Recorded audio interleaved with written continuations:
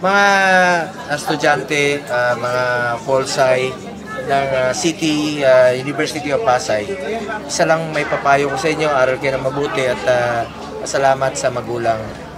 Lahat ng mga magulang nagsasakripisyo po yan para sa anak. Bilang ganti, aral lang kayo. At salamat sa ating Professor Jackie. Inyo po itong Senado, sa Pilipino po ito.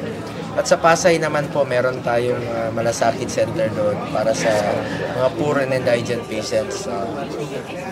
Lapitan nyo lang po yan, para po yan sa Pilipino. So ingat po kayo at maraming salamat po sa inyong pagbisita rito sa Senado. Thank you thank you. Teacher, thank you. Mahalin niyo yung teacher ninyo Yes po. Importante, galangin niyo talaga. Salamat. Po. Bilang future leaders Sa mga estudyante, galang. Mahal din at igalang ang inyong mga guro. Senado daw po ay saan? Senado is always open, lalo na yung office po ni Senator Jackie, very touching yun. Lalo na sa akin isang guro.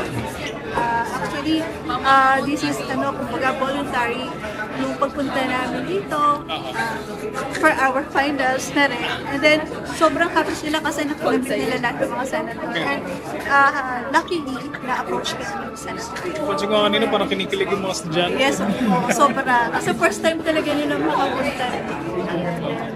Mabait si senator. In-approach kami, very approachable. Nakapasok din po kami as a student para makapunta po. First time po namin makapunta sa and yun po, sobrang excited na po kami makita. Masaya po kasi sila po yung tinitingnan lang po namin as a quasi student po. And yun po, nagkakaroon pa kami ng parang inspiration po na malaman dito yung pag-ginagawa. As ayun nga po, quasi student, yung future po namin is maging public, yung sa public sector din po kami. Ayun po, yun din po yung pangarap namin na